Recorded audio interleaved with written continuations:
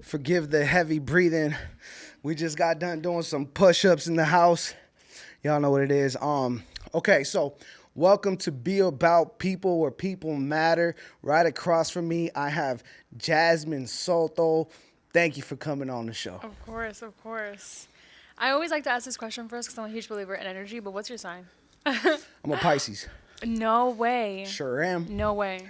You're lying. No, I'm not. I'm a Pisces. Yeah, I know. That's so... Oh, did I tell you? Nah, you be What? posting all the time. Oh, all the time. yeah, I'm a Yeah. Pisces. That's so crazy. That's so crazy. Water signs. Yeah. But yeah, I'm very, very emotional and in tune with my feelings, if you haven't been able to tell already. Yeah, no, I haven't been able to tell. Because I feel like you're very stoic. I feel like you're very consistent. What do you mean by stoic? Stoic. So, like, how I understand stoic, right, is like, go look up a stoic, like Marcus Aurelius, where these guys believe in, like, in the face of adversity, in the face of joy, in the face of whatever high or low, you should stay Neutral. right, like I right like up in the that. middle. I And then like maybe that. it's like not like a robot. Maybe you do experience joy, you know what I'm saying? But you experience it like a man. That's Like that's funny really that you said his that. teachings. You feel Yeah. me? Yeah. That's funny that you said that because we were just having a conversation with a friend yesterday, and she was having the same conversation with me. How in entrepreneurship, you know how you can get so excited about the wins, and it's like, oh, you go all in. And she was I just just telling closed me, this client. yeah, and she was just telling me like she learned how to develop an energy where she never gets too excited about the highs, but she never gets too excited about the lows because she knows it's just temporary. And I don't know if you've read the book, The 7 Spiritual Laws of Success. Sure haven't. It's such a good book. 7 spiritual laws? Yes. No. It's such a good book. But I'm a firm believer, like, you may not notice it, but all entrepreneurs have, like, a side of spiritual, like, some kind of, like, spiritual sense in them, you know? And I think in entrepreneurship, like you said, you have to develop that, like, that consistency trait, but just know that at the end of the day, like, it does matter, but at the end of the day, like, this could all disappear tomorrow, and it's not going to mean shit. You like, could die tomorrow. Yeah. You could die tonight. Yeah. You know what I'm saying? Yeah. And so it's like Steve Jobs, you know, he said that. Yeah. He was like having death close on your mind makes you live that much more. You know what I'm saying? Yeah. Now, that's not verbatim. That's Yeah. paraphrasing. You know what I'm saying? But nonetheless, that's very true. You know what I'm saying? So I know we've all kind of experienced, sometimes it's been that quick stop in traffic where you're like, oh, shoot. You know what I mean? Everyone's Yeah. hearts drops and it's like, we were really about to die. You know what I mean? Or you actually got in a car accident and you didn't die. Or everyone has a different story, a different experience that they've come close to death because our lives are delicate, whether Yeah. you're crossing the street or whatever it might be. You know what I mean? Yeah. So I think all human beings at this, like, that are adults can hear this and be like, I know that contrast Yeah. of death and life. Yeah. You know what I mean? Yeah. I mean, you kind of said it yourself, but I think for me, it's kind of like been, and we can definitely get into this topic, but for me, it's kind of been learning how to be grateful for everything that you have already, but at the same time, learning how to achieve for more. Because I know with, like, you know, I can only speak for myself from, like, the Latino experience or the Latino community. Like, I've seen my family where they come from, like, really low, you know, my Mindsets. my grandma, she used to make my mom's clothes because they were Right. that poor. Like, they didn't have any Right. money for clothes. They had to learn how to read. I mean, my grandma still doesn't know how to read. Right. And I always have to talk about that where it's like that balance, you know, how to be grateful for what you have, but at the same time, aiming for more and realizing that it doesn't make you, what is it called? Like, conceited. It doesn't make you, it doesn't make you, Right. it like you're better than everybody else. Because I know for the Latino community, that's a huge thing where they're like, oh, you know, she forgot about her people or they forgot about their people. And it's like, it's really just that education. But it's mindset. At the end of the day, it's really mindset. 100%. It's a lot. You know, obviously, I'm Mexican. Yeah, Right. I saw that. Yeah. I got a lot of people talking crap to me on Instagram right now, thinking that I don't claim to be Mexican and that I want to be Arabic. That wasn't the point of the post. Oh, I saw you that. Know what I'm but saying? people on the internet will always have something to say. Right. They will always have something to say. But I am very Mexican, right? Yeah. Like, I'm first generation Mexican, right? Or first generation Mexican American. Yeah. So before me, no other people in my family were born here. Yeah. Right. And so I know what you're talking about, but it's also like I've seen both sides. So I see like when you real high up, and it's not just the Mexican culture. I've seen this throughout all cultures, right? Yeah. But when you real high up, it's like, oh, you think you better, right? Yeah. Oh, like, oh, you big popping now, Yeah. right? Yeah. And then like, or they'll be like, "Pfft," whatever, right? But if you don't got shit, they also judge that. Yeah. You know what I'm trying to say? Yeah. So we were talking about those highs and those lows. You know what I'm saying? And people judge that. Yeah. You know what I mean? Yeah. And it's okay. You know why? Because you can't control it. It's gonna happen regardless. You know what I'm trying to say? And they themselves have been low and high. You know what I'm trying to say? The only difference between us, most likely, and them is that we don't got time to be looking in their lives and judging them and being like, oh, Facts, like who you think you are, or you don't got nothing. Yeah. Really, if anything, I don't know if I read your story correctly, and this is really what when I read this, I was like, I'm asking her on the podcast, and it may be something crazy for you to talk about, but I don't know what it was. I don't know if you like got kidnapped or something like that, right? Tell us what's that about? Yeah, so that's such a huge story that I don't think I've ever talked about on a podcast before. I don't think I've ever really talked about it before, but yeah, going into the story, so as a Latino community, you know, like I was raised very, like with really strict parents, you know, I could never go out. I wasn't allowed to have a phone until I was like 17. I remember like the first time I got like a flip phone when I was 14. My dad was just so against like internet and, you know, all that stuff. So he literally took my phone and threw it in the trash. Like my parents were super, super strict. And I think that like I always say, when you grow up in that like super, super traditional like Mexican household, you know what I'm talking about. I think it's like good and bad because it's like they try to prepare you, but they don't prepare you enough for like, you know, I would say like the culture in the U.S. because, you know, the culture in the U.S. is very, very different. And so I went to like all my peers in high school were white. So it was very hard for me to relate with anybody. Like, you know, we had like a different culture. I mean, I remember till this day, you know, one of my best friends that I had in the high school, she would always think it was so weird because I wasn't allowed to have sleepovers at people's houses. Right. But, you know, we were always told, uno nunca sabe, like, you know, they have brothers, you know, dads, whatever. So we were never allowed to do that.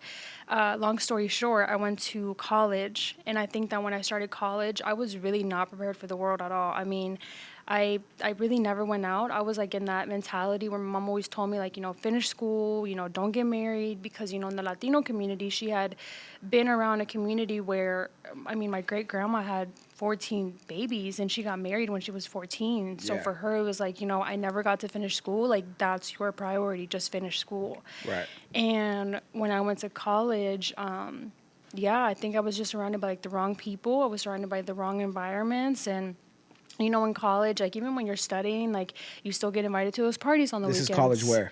In the University of Cincinnati. Okay. So I'm from Ohio. Okay. So I actually just moved to Arizona about a year ago. But yeah, when I was studying at college, I mean, you know, those parties that you would get invited to every now and then, you go out on the weekends and whatever, you don't really think too much about it, right? Right. And so I remember it was New Year's that day and I wasn't going to go out. My mom was like, you know, you don't need to go out, blah, blah. But I was like, you know what? I never go out. Let me just go out one time, Going out, Mom. Right. And I was like, you know what? I never go out. Like like I told you, my parents were really, really strict, and I don't think they really even when you live in the household, like you know, they always say es mi casa, like they're my rules, like you live under my roof, right?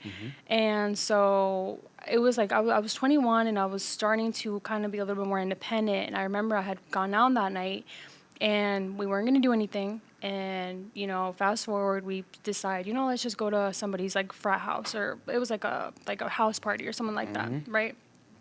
And at the house party, I remember I had never felt like that. Like, you know, when you take your drinks and you know when you have too much, right? Right. But it was one of those nights where I remember taking the last drink and I stopped remembering everything. Like literally stopped remembering everything. And then the next day I wake up at somebody's totally different house, no idea where I was, no idea where my friend was, no idea where my car was, no idea where the fuck I was. And I'm just freaking out. I'm like, okay, where the fuck am I? Didn't know where I was, had to get a lift back to my friend's house. And I get there and she was like, well, we were looking for you. I was like, what do you mean you were looking for me? I was with you. Like, what happened from there to there? And long story short, they had called the police. I was missing for 24 hours. They couldn't find me. And we put the pieces together, and she remembers that I went outside just to get air, and that's where she doesn't remember what happened. And on my side of the story, I mean, I woke up at somebody's house, right? And so So when you woke up in this house, like, what'd you do? Like, I mean, open I the got door I and be got like, out what of the there. heck? I got Okay, out of you just there walked out. because I was in somebody's like living room, and I was Right, like, right. where the hell am I? Like, I got out of there. I didn't ask questions. Like, and I knew whose house I was, and I remember the specific person. He had met us at hookah bars before, which is crazy, and it goes back to, we'll talk about that in a minute, but just not being safe with where you are, not being protective. But Right. yeah, we put the pieces together, and apparently when I had gone outside, this person that had been targeting me for a while, they took advantage and they were like, you know what, I'm going to take care of her by getting her to my house and making sure she gets home okay. And long story short, we kind of figured out that he had put something in my, we think that he had put something in my drink. That's how I stopped remembering. They tried to report him. They couldn't find him. He had like disappeared off the face of the earth, which was crazy. And again, it was really a learning lesson for me where it was like, that could have gone so much worse. Way mean, worse. way worse. Right, Like, right. and I think another wake up call for me was when, you know, being Hispanic and stuff like that, like, we just, you know, we don't have a good relationship with the police. Like, you know that. Like, you know, we don't really talk to them like that. Yeah. And I remember talking to the officer that was taking my story, and he was like, are you sure that this isn't a boyfriend that you're talking about? And that was for, like, the last straw. I was like, you know what? Forget Whatever, it. dude. Like, Right. forget it. I was Yeah, like, I yeah, don't yeah. need to put a report because I take accountability. Like, I'm adult enough to take accountability, know my mistakes. So Right. I think that was like a huge wake up call for me where I was like, you know what? All because I was hanging out with the wrong people, with the wrong Yeah. environment, going to a party that I didn't even need to go to. And that was a huge wake up call for me where it was like, why am I even going out? And I think from there, that's kind of like where my, I would say, spiritual journey started, where I kind of just like started looking at myself more and started looking at my, like, you know, why am I doing the things that I'm doing? You know, why am I distracting myself with going to parties? Why am I even drinking, you know, going out? And yeah, I think that's where really like my life did a whole 360. That's amazing. I mean, better early than late. Yeah. You know what I mean? Because Yeah. there's a lot of people, there's a lot of girls out in these streets right now. Yeah. Addicted to drugs, Yeah. addicted to alcohol, and Yeah. abusive relationships. Yeah. All these little different things, and they're 38 years old. You know what I'm trying to say? Yeah. And they're losing their chance. I mean, obviously, it's not too late for any of them, but crazy story. Yeah, and Yeah. I think like now, well, we moved to Arizona. Me and my partner moved to Arizona about a year ago, and I think that I'm a firm believer that everything happens for a reason. But recently, after coming in contact or even knowing who Andy Elliott is, I think through him, like I just learned so much about discipline and having, you know, leadership and having the correct role models around you. 100. Because even as a Latina, like I didn't have the best support system. I didn't know what the healthy relationship was. I didn't know what healthy friendships were. Like Right. nobody teaches you that stuff. And so I think for me, when I started looking at my life, it's like, why are we all drinking? You know, and that's something that I even had to tell my sister. It's like, you Yeah. think that going to a party and drinking is gonna, what is that gonna do? Yeah. Where it's like, you just need to sit down, stop dating, and figure your own shit out, like figure Yeah. your life out. Yeah. And I'm glad that you brought that up because I don't think I've ever talked about that before. Yeah. No, and I'm sure there's a lot of girls that can relate. Yeah. You know what I'm saying? I know for me, I mean, growing up, like going to parties and all this stuff like that, Yeah. I've heard a few stories like Yeah. that. You know what I'm saying? So it's pretty crazy. Yeah. Okay, so you realized quick, and you know, and I believe that's why God lets it happen, right? Yeah. Because you gotta learn. You know Yeah. what I mean? Sometimes you have to learn, You thought yeah. this freedom was good. You thought that these things were going to fulfill you. Yeah. You know what I mean? Yeah. And fortunately, He didn't make us robots. You know what I Yeah. mean? And we got to learn on our own. Yeah. Now, You say spiritual journey, and I see, is that La Virgen? Yeah, La Virgen Okay. de Guadalupe. Okay, Yeah. okay. Are you Yeah. Catholic? I would consider myself like spiritual religious. I think I Mm-hmm. kind of make up my own definition of religion. For me, I grew up in a very, very Catholic household Mm-hmm. where my great grandma, she was actually supposed to be a nun and Mm-hmm. she didn't. But long story short, she just taught us a lot about like, religion, stuff like that. So to Yeah. answer your question, I would say it's a little bit of both. Like, Okay. yeah. Do you believe in Jesus Christ? I do. Okay. Yeah. Do you believe that he is Lord? Yes, to a Yes? certain extent. To a Yeah. certain extent. Yeah, to a Okay. certain We can extent. talk about that. I know Matthew was just telling me that his grandma always told him, or his mama, your mama, your grandma, abuela, said that he was a disciple. Yeah. You know, I would have loved somebody telling me that when I was Yeah. younger. You know what I mean? Because that belief, as I've gotten older and throughout being a kid, my teens, and then early 20s, it was like, what's really going on? What is this? Yeah. You know what I mean? Yeah. What is true? You know what I'm Yeah. saying? These people tell me this is the truth. These people Yeah. tell me this is the truth. Bah, bah, bah, bah, bah, right? And but at that time, God sat me down for 8 years in prison. So I got to studying. Yeah. I got to asking questions. I opened up that Bible. I opened up the history books. I opened up the Quran. I opened up Buddhism and Confucianism and all these little different things. And I started trying to see, like, what's really going on? You know what I'm saying? And I started drawing parallels, connecting the things, seeing the timeline. I would It's love like, to do that. Oh, okay. So this started this. Yeah. This started this. These people say this, but these people, right? All this Yeah. stuff like that. I would love to do that. I think that's where I'm at right now, where I'm like, I want to know. I feel like this is just my theory, but I feel like all religion is like the same story. It just somehow got like translated and like diluted into different stories. You know what I mean? Yeah, yeah. And that's why I say that. Right. But I would love to No, that's learn dope. more about it. Yeah. Yeah. And when I dug into that, right, it was like, yo, like, why are these similarities? Why Yeah. why are the Aztecs worshiping the sun and the serpents? And why is there cultures in Russia that supposedly never met the Aztecs doing the same thing, right? And not just Russia, China. We see the dragons and the serpents on their temples, Yeah. and they all have temples, and Yeah. then all these things. Yeah. Why? Where does these similarities come from? And then I studied a little bit, and then I realized, oh, they all come from Babylon. You know what I'm saying? And this is when all people were one and of one language, right? And then they got all high and mighty and wanted to be gods themselves, and they built that Tower of Babel, right? And then God split them, confused their tongues. And then as the people went to different parts of the world, they tried to explain Yeah. that same belief that they held in Babylon in their own way. Yeah.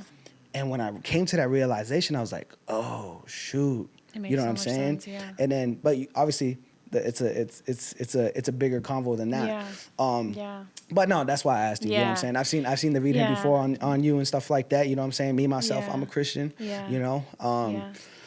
I think that you just have to believe in something. Like, I think you have to have faith in something that's bigger than you. And to me, I think what's really, really always kept me going is knowing that, my grandma didn't have the same opportunities as us, and that's something that she always tells us is, even my mom has always told me, like, don't ever take for granted even reading. Because 2 generations ago, my grandma couldn't read. So it goes back to, you just have to like have faith in something above you and higher than you, and knowing that, like you said, that they're never going to let you go through anything that you can't handle. I think that everything happens for a reason, because you learn something out of it. So, yeah. I believe that. Yeah. So, tell me, you guys came from Cincinnati Yeah. with a dream. Yeah. With a dream, and what is that dream? So we moved to Arizona about a year ago, and honestly, one of our biggest dreams right now is just to really create generational wealth. I think for both of our families. Like I said, I came from a really, really, poor background, and I can only speak for himself, where he didn't really have a lot passed on to him. So I know. I always ask my family, I'm like, out of all the states, why did you move to Ohio? And that was also another reason why Mexicans we moved. in Ohio. I don't know what it is. But I was like, out of all the states, why did you move to Ohio? Right. So we were like, you know what? There's really nothing holding us back in Ohio. I was like, the worst that could happen is we don't like it. Like, we just said fuck it and we moved. And, you know, I love the warm weather. I love the warm weather. And I'm a Pisces, so you know I love the water. I love the water. Yeah. That's what's up. So how long have you guys been together? 3 years, almost 4. Yeah. Where's the ring, my dude? Where's the ring? Almost 4. Real estate first. Real estate first, Yeah. then the ring. That's my goal. Dope. That's my goal. I think for us, it's when we met, like we were both on our hustle shit individually. And like I said, like I was in college and, you know, I was still in college, but I was learning my own things. And so I think for me, it goes back to my mom always telling me, like, focus on yourself and get your shit together first. Because I think that when you don't have your shit together first, it's really hard to lead somebody else.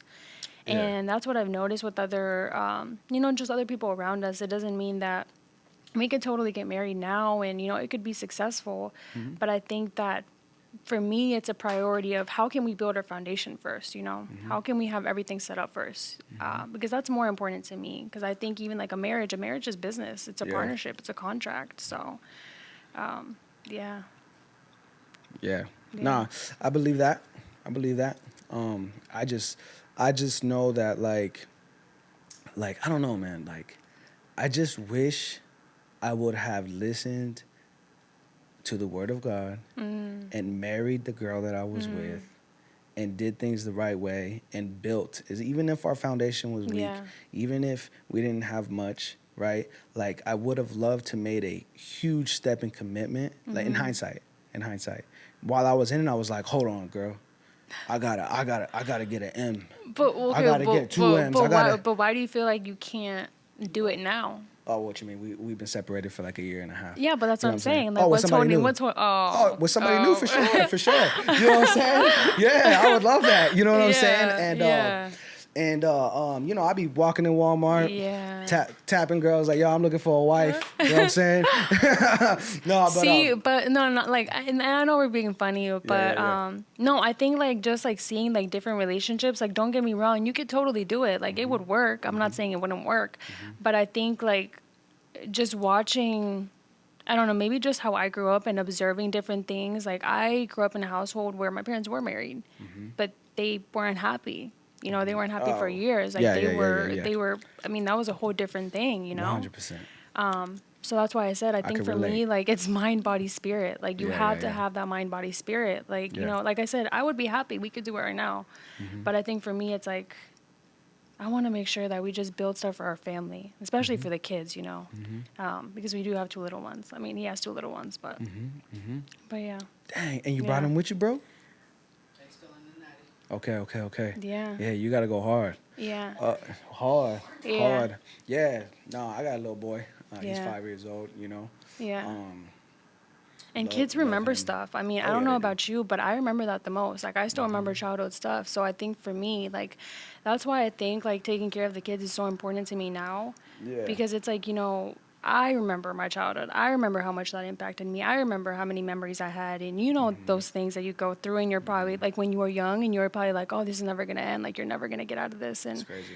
And it's just like the kids are the ones that are getting impacted the most. I feel like I want to say some stories about that. Yeah. But, like thinking about them, kind of like, you know, it hurts to think of those days. It does, right? Because like, okay, so one time coming back from church, right? Yeah. This Jehovah's Witness church, which I believe is a cult, but we'll talk about that some other day, right? We're coming back from this, and we in this van that my dad got us, right? And I just remember like the yelling, the arguing, and I'm in the back, and my head hurt, right? And the combination of hearing the yelling, being uncomfortable in this freaking button-up shirt, and my head hurting at the same time, and now my heart hurting from the emotional distress that I'm witnessing. Yeah. Right? The lack of love that I'm experiencing, right? Yeah. Was the first time that I ever thought were like, I don't want to be alive. Do you get what I'm trying to say? Yeah. I remember that day. And imagine how many kids feel like that. Yeah. No, that's super hurtful. And I, you know, But anyways, okay.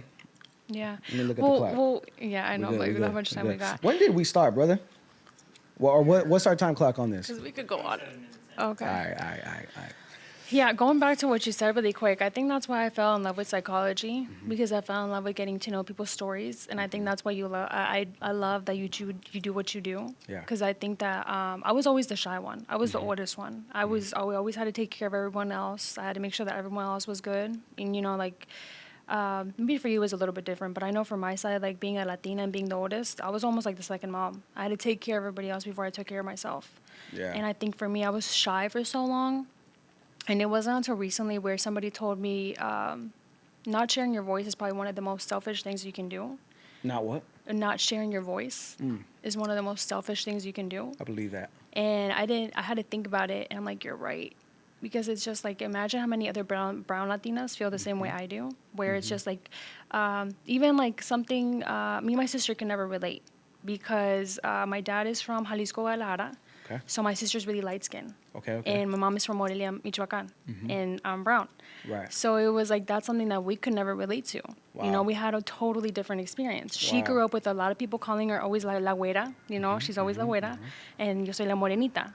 Yeah. So it's just like, and I think that's why I fell in love with people's stories, because everybody has such a different experience and story. And I love that you shared even your experiences and your stories just now. That's crazy, yo. You know that's my story. Yeah. That everybody in my family, like especially on my mom's side, super weirdo. They're all from Sinaloa. Yeah. You know what I'm saying? Yeah. And my sister, super weirdo, right? And me, you know what I'm saying? I'm the dark one. Yeah. So el morenito, yeah. El negro, right? Yeah. And I remember being hurt by that. I was pissed. I was like, why am I like I didn't, first of all, I wasn't aware that I was ugly, right? Until they told me. But right? this but is, I'm not. Yeah, I know yeah, I'm not. Yeah, that's like, the thing. It's like, why does society consider that ugly? 100%. Right? It's horrible that's what was going on. The mentality. You know what I'm trying to say? Yeah.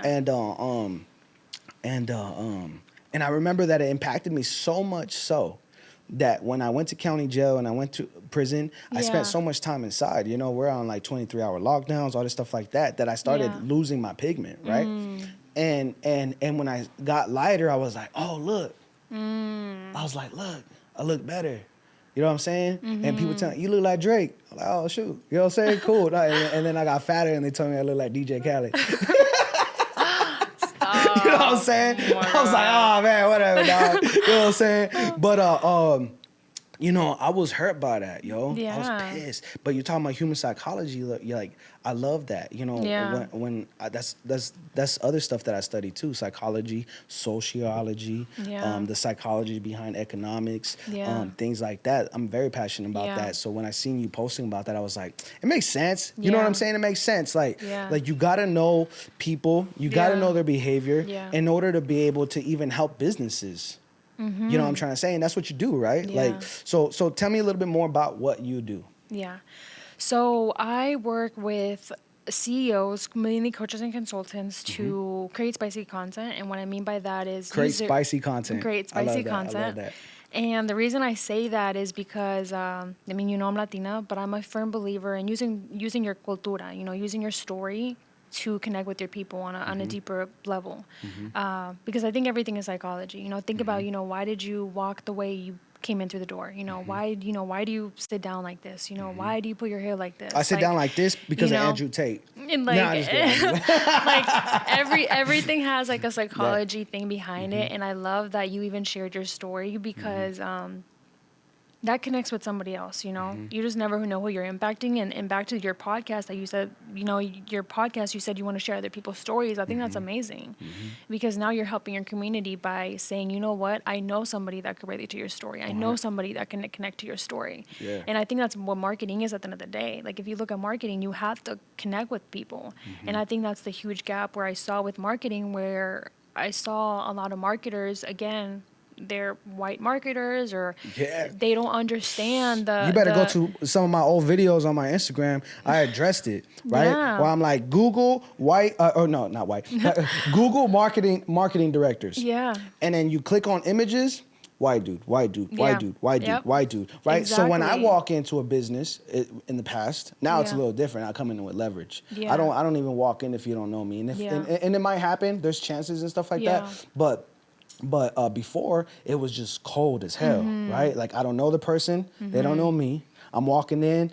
Like, yo, I can help you with your landing pages. Yo, I can help you with your Google ads. Yo, Yeah. whatever, your Yeah. content, whatever, Yeah. whatever to get you traffic. You heard?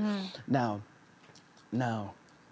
they'd be like super skeptical. Like, who is this freaking Mexican kid with all these tattoos trying Yeah. to tell me what to do with my business? Yeah. And then in the same breath, I would see the way that they would respond to the white person telling them the what's it called. And I love white people.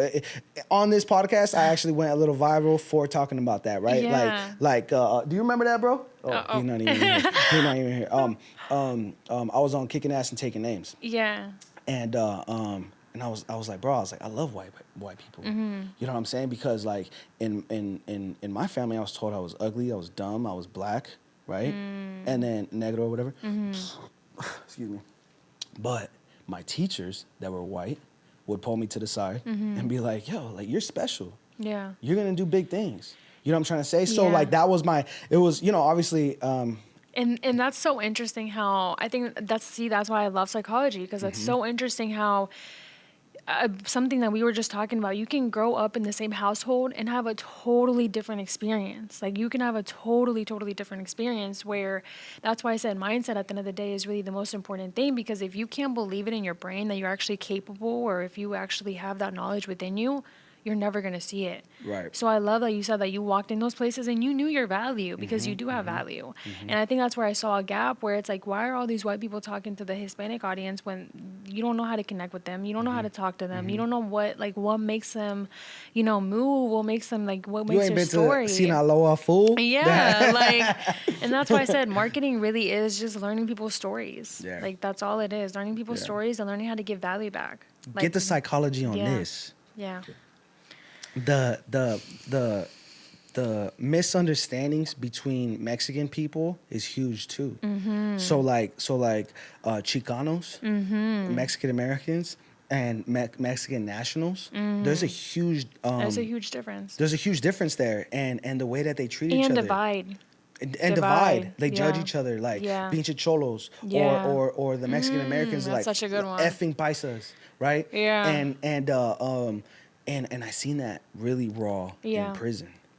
Like that is raw in prison. Like they went to war, killed each other. Do you know what I'm Wow. trying to say? Yeah. And obviously because it's different criminal Yeah. organizations. Right. But I got to see that real raw, and I was just Firsthand, like, all right, so I'm rolling with the Mexican Americans in prison, right? Because I'm Mexican American, and Yeah. they told me you got a choice. You're born in California, your family's paisa, and you're Mexican American, so you can roll with whoever you want to roll with. You know what I'm saying? I was like, Yeah. all right, so give me a couple days, and I'll let you know. And I'll let you know, You know right. what I'm saying? And ultimately, I chose to roll with the Mexican Americans. Yeah.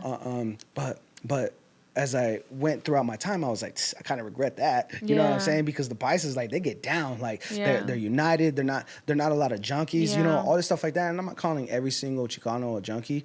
There's a lot of great Chicanos, a lot of Yeah. great Paisas, a Yeah. lot of douchebag, or not douchebag, but like a lot of piece of shit Paisas, a lot of piece of shit Chicanos. This is what I learned, yo. It doesn't matter your color of your skin, or what part of the city you live in, or any of that. What really matters is who you are inside. Exactly. Do you know what I'm trying to say? So exactly. learn that an interesting way. No, and I love that you brought that topic up, because I think that, another thing that I talk about all the time is like, I'm such a like, I want to bring everybody together and, just talk. And I've just realized that it's not always like that. Some people are just not going to like each other. Some people are just not going to want to sit at the table together.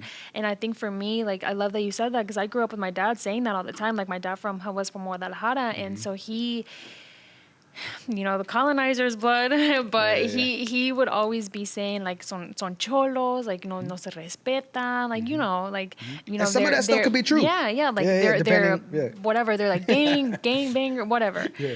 And it's just like, I think that's what I had to learn. Everybody has such a different story, and I think that especially growing up in the US, like, that when you have like a a Mexican or Latino background, it gets diluted. It gets lost. So I think for me, at the end of the day, it's like you said, like your identity is your identity. It's not yours to explain to anybody else. It's not anybody's stories. It's your story. Because at the end of the day, your experience is what makes you who you are. Yeah. And I even saw that firsthand, like working at a what was it called? I did an internship because I went to school for social work. Okay. And I did an internship at it used to be like an orphanage, and they had set it up just for foster kids. And I think that was another thing where I got so frustrated, where it was like, why are we giving these 4-year-olds medicine? Like, you're giving them medicine because they have too much energy. And now you got 4-year-olds hooked on drugs and medications. Okay. What do you think that's going to happen when they're 15? Yeah. Like, now you got a whole population on that are addicts. Trying to counteract that. Right. And so I think that's why mental health is just so important to me, because it goes back to our experiences. What do you remember as a child? You know, how were your parents' relationship? Did you learn anything about a healthy relationship? And I think that's why, for me, that's been the main focus, is how can we get like me and my partner get better individually and healthier, so that when we do come together, you know, we're the best example for whoever's in the house, you know? And I think that's more important than anything. Yeah. But, yeah. That's crazy, yo. So, dang, social worker, watching kids get fed pills. It's disgusting, right? Yeah. And, like, dang, man. And then that energy, like, they're too energetic, right? Yeah. And it's like, dude, have them dig holes. Have them hit some hammers and nails and stuff. You know what I'm saying? Like, and I mean, and that's a whole other conversation with the school system for another day. But, that's a whole other conversation. Yeah, and man. it's just like, don't get me wrong, the U.S. has given me a lot of opportunities. I will forever be grateful for that. Yeah.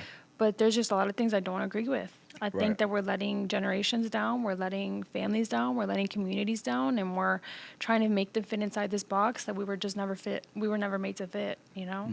So, Yeah, no, for sure that. Yeah. Okay, so I wanted to ask you a question, and I was gonna, like, you know, have it prepared and and slide you the paper and stuff, but like I want to ask you this question, but I also want you to ask me this question. Yeah.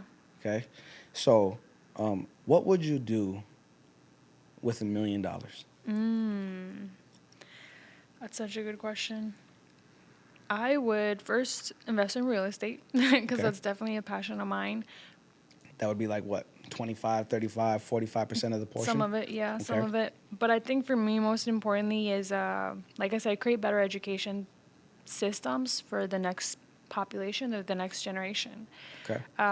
Because I think, like, when you come from nothing, like when I saw my mom come from nothing, and she would always remind me, like, just because you have money now doesn't mean that you're going to have money tomorrow. She was like, never forget that, you know, I didn't have clothes. And I think that growing up with that at the back of your mind, where it's like, my mom didn't have clothes, my grandma didn't know how to read, it almost like it humbles you for the rest of your life. Yeah. And it's like, okay, like, money doesn't mean shit at the end of the day. Right. And I think for me, like, my most important thing is, how can I give back to my community? Like, and I think that's my main passion, is I would probably making like some kind of like not shelters, because I think that this is just my maybe unpopular opinion, but I think that also giving people too much makes them too como se dice, like lazy, you know, too independent on 100%, systems. 100%. So to answer your question, I would focus a lot on education. You know, how can we get these people better jobs? How can we get them to invest in themselves? How can we get them to know financial literacy? Because I think that's a huge thing that a lot of people don't know. A lot of people don't know anything about financial literacy, and I think that's where it starts, honestly. Yeah. What would you do with the $1 million? I would get in front of Dan Fleischman, and because you can pay for that. And matter of fact, last time I got in front of him, I didn't have to pay for that. Elevator nights is always free, right? And he came here in Tempe, and like, yo, like everybody was scared to go chop it up with him and stuff, you know what I'm saying? Like, it's Dan Fleischman, you know what I mean? But, dog, come on, you know what I'm saying? What's that Biggie song? Like, they bleed just like us, you know what I'm saying? And that's real, you know what I'm saying? And I learned that, like, ain't nobody different, dog. You know what I'm saying? I don't care if it's Brad Lee, Dan Fleischman, Andy Elliott. I don't care. I'll walk up to you and I'm gonna chop it up with you. Yeah. You know what I'm saying? But anyways, I'm also not gonna waste nobody's time. You know what I'm saying? So I'm not telling a bunch of knuckleheads to go and waste people's times. You know what I'm saying? I've also put in the time to develop myself, and then I got the experience to actually understand each other, right? Like, so anyways, I would get in front of Dan, and because he's a great philanthropist, right? And I would actually want to do something very similar to what you just said, right? And maybe we can get involved on this somehow, some way, For right? sure, yeah. But I want to call it the Hope Funnel, okay? And I want to be able to help anybody, anywhere, anytime, right? So it doesn't matter if you're in Cincinnati, if you're in Phoenix, if you're in Miami, if you're in Afghanistan, if you're in Australia. I don't care where you are. You know what I'm saying? If you can get on the internet and get on this page. The page is going to be like an all-black page that says, where are you? And you just, boom, select your location. Yeah. Type it in, and it'll probably like start, the APIs will auto-generate it, whatever, right? Then, I'm in Phoenix, Arizona. And then the next page pops up. It's like a black screen. It's just only one question. Oh, you already have this thought out. 100%, Yeah. 100%. And it would say, or it's going to say, what can we help you with? Or what's going on? Or what is your problem? Probably. What is your problem? And you just type it in. And it doesn't matter what you type in. The next page is going to pop up the resources. I love that. That will help you. Yeah. So if it says, I got student debt, or if it says, I'm depressed, or if the person says, I'm homeless, or if the person says, I'm addicted to drugs, or if the person says, I need a business loan, or if the person says, my credit is bad now and I need a place to live. No matter what the person says in that little question box, the next page is going to generate the resources to help you.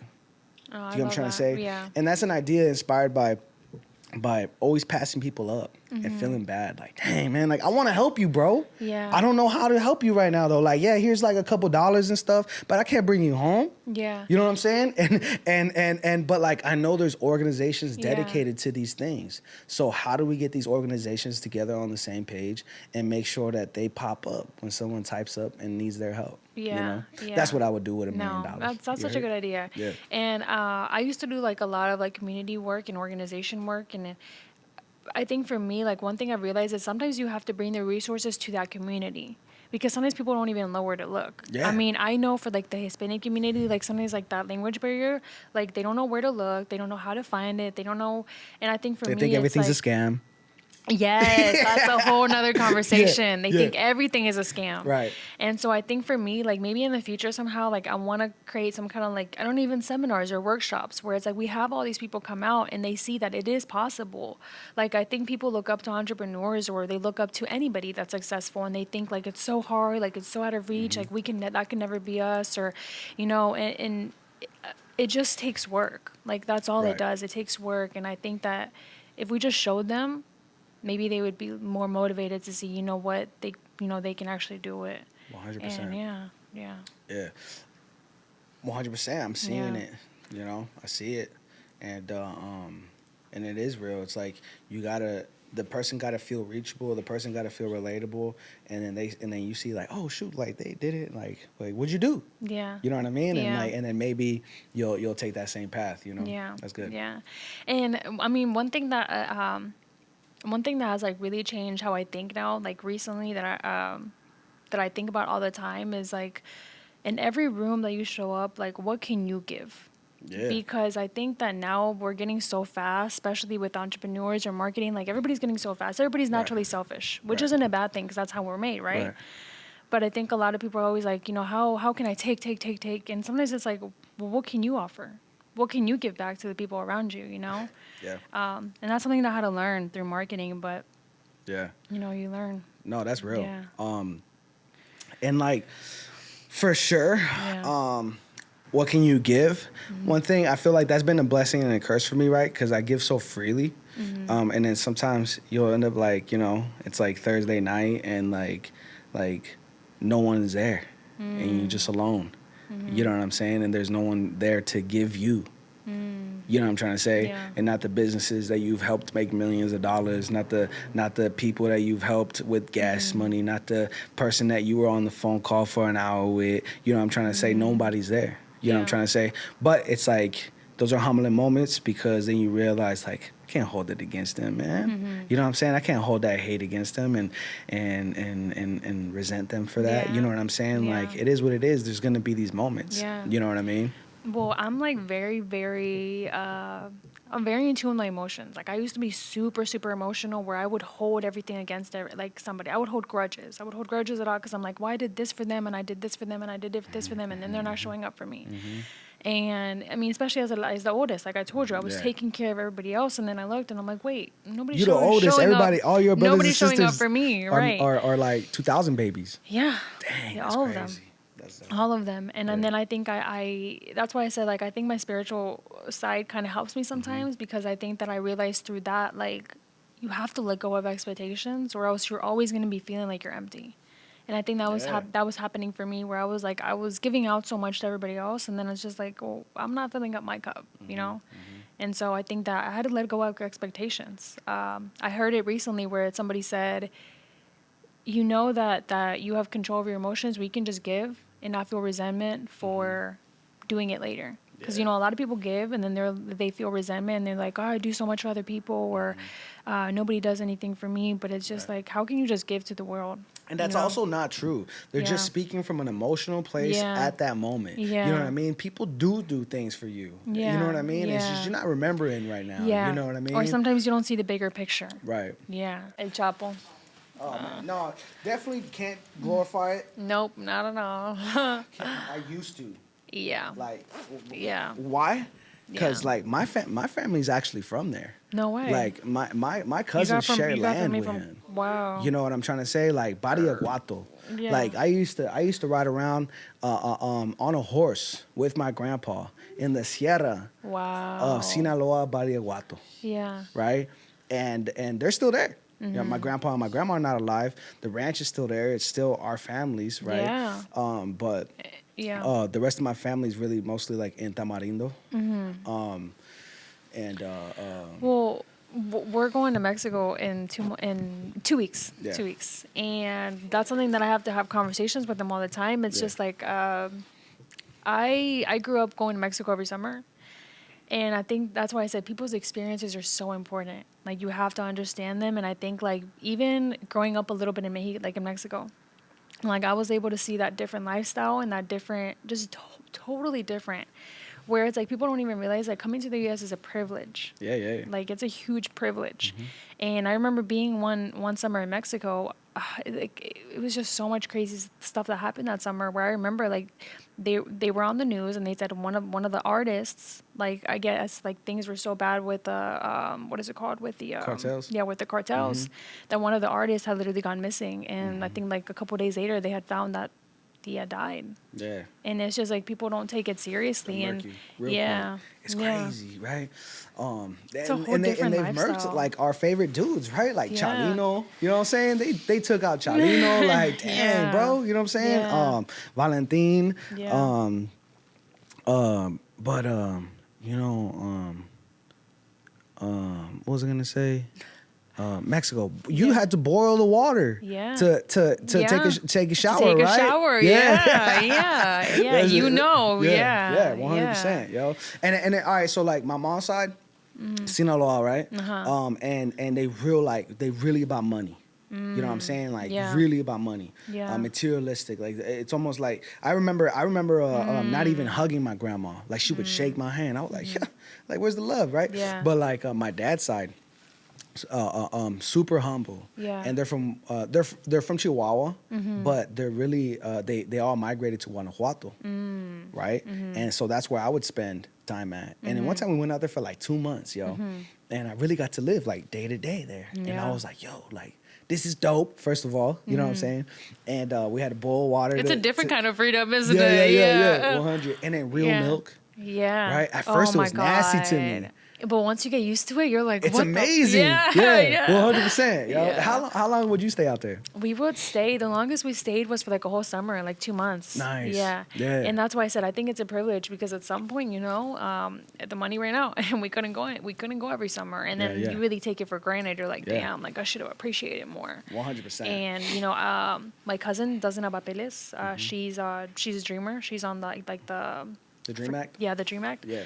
And that was something where I had to even grow up and never take that for granted, because I saw her struggle so much with like fees and not being able to, you know, go to Mexico. Like, she was in Mexico till she was 8, and my aunt, she was living over here. So for 8 years, she didn't see her mom. And then she finally came over here, and it was kind of like, damn, like, I'm so privileged, and you don't even realize it sometimes. 100%. But, yeah. Yeah, man, 100%. It's crazy, man. Everyone's different experiences, yo. It was nice to meet you though, and to, you know. I would love to hear more about your story, so we have to do a part 2. Yeah. Let's do a part 2. Yeah, we have to do a that'd be part dope. 2. All right, so we got 6 minutes and 40 seconds, right? I like to ask this question, like if you knew like this was the end, right? Like this is the end. Like tomorrow's not a reality for me, right? What would you have to say? What would you like to the world? But like keep in mind, like the people you love, the people that matter to you, like what would you say to them? I would say use your voice till I die. I think use your voice. I think that sometimes we don't realize how our voice is so powerful. And I know people are probably like sick of me saying that all the time. But I think that using your voice is the most important thing, because I know like my mom, I saw her go through some of her darkest days. And I just remember like she didn't have anybody around her. And I always think about that. Like just imagine if my mom would have had somebody or would have had like a voice helping her, you know? Because sometimes people stay in situations because they don't know better or they don't have the guidance. But yeah, I would just say use your voice. Wow. Yeah. For sure that. Now. What about you? You didn't say it. What would I say? Yeah, if it was your last day, what would you say? I would say that every word in the Bible is true, and that to know the gospel is a blessing, to have the opportunity to repent and to believe is a blessing, and I would say that to remember that your treasures in heaven are more valuable than your treasures here, because like we talked about, like I've lost, I've lost, you know what I'm saying, and it's like you realize like yo, like these things, this doesn't mean anything. It can mean something, but for the moment, for the tool, the way that you use it, but it's also like it could just disappear. So what's really real? You know what I'm saying? Who are you at the end of the day? 100%. You know, so that's what I would say. But okay, so I want to ask you this. So say today we came up in here and it's like this wasn't Be About People, the podcast, right? This was I don't know, going live with Jasmin Soto. You know what I'm trying to say? What would be the first thing you would want to talk about? Like, man, it's important. Like I have to say this. Like anything or marketing? Okay, so I guess like your podcast, you would decide it to be a marketing podcast? Yeah. Okay. So what would you be saying? Grow your personal brand. Okay. I think that's something that I had to realize the last couple of days where, don't get me wrong, like I was growing my marketing agency a lot.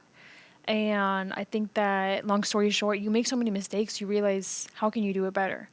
And so I think I was focusing so much on, well, this is how I can provide value. Like this is what I help with. Like, use this fact, use this tip, blah, blah. But I think now I realize like just grow your personal brand.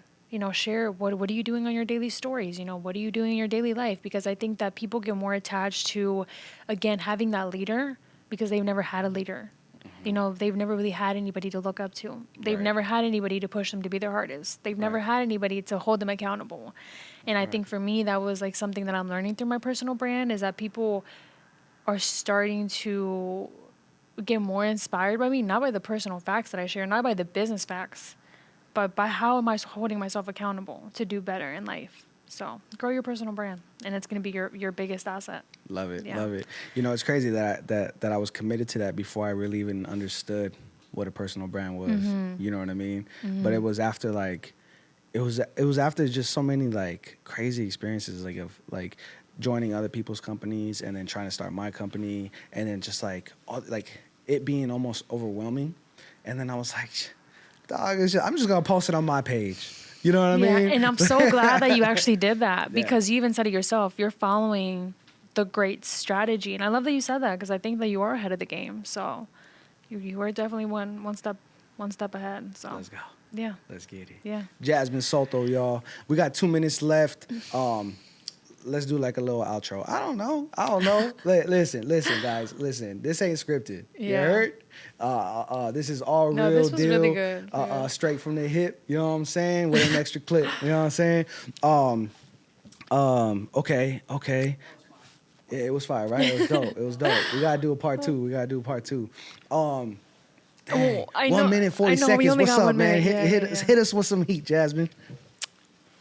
I know we only got 1 minute left, but I think we should definitely do a part 2, because I want to hear your story. I think that you probably have a lot to teach people, and you probably have a lot that you have probably experienced. But honestly, I just want to end this podcast by telling you thank you. Thank you for using this platform. Thank you for inviting me on your couch. Thank you for inviting me in your studio. Thank you for getting people connected.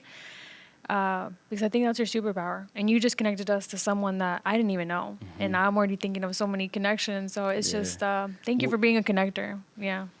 I appreciate that. Yeah. You know what I'm saying? Yeah. And you're more than welcome. And we are at AZ Pod Studios, baby. Come on, let's get it.